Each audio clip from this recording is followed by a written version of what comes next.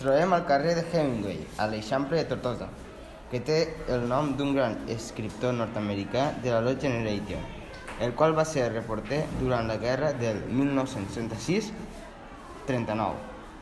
Just en aquest indret es troba un dels refugis antiaeris que es van construir com a mitjà de protecció passiva davant la previsible bombardejos artillers o aèris.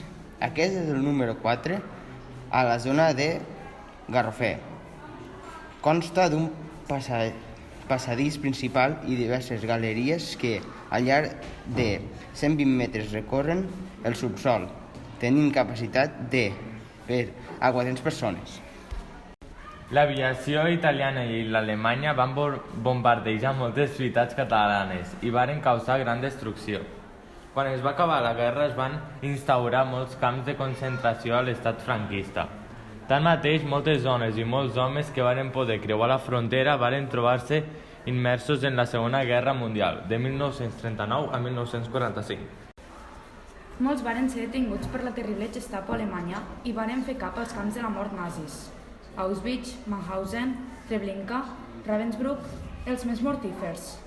Noms que fan tremolar de temor i que cauen gran esgarrifança. Varen sofrir tota mena de vexacions, tot un infern a la terra.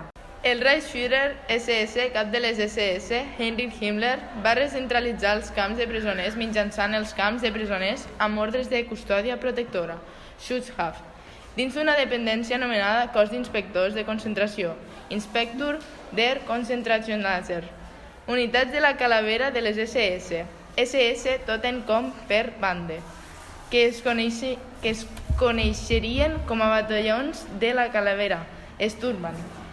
Van esdevindre la policia de seguretat alemanya, Staatspolizei, que tenia la responsabilitat exclusiva d'arrestar, executar o fer càstigs disciplinaris.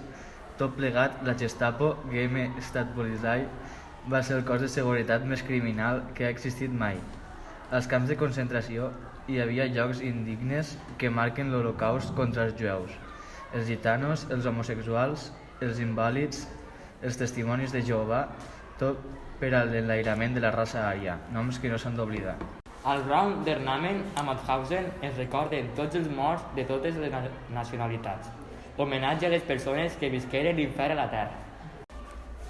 Aquella mort afamada a les esperes, i aquella nit eterna sense albades, i aquell goig tot marcit sense florides, i aquell cel que no era cel ni era clariana, i aquell sofrís fuetat per amenaces, i aquells fantasmes de germans, ossos i conques, i aquella fúria de matar teoritzada, i aquell jazz mal compartit orfe de besos, i aquella fam guiant l'instint dins la desferra, i aquell fred i aquella por, i aquell malson de les anyanyes, i aquella mort, sempre mort, lletja i ferotge.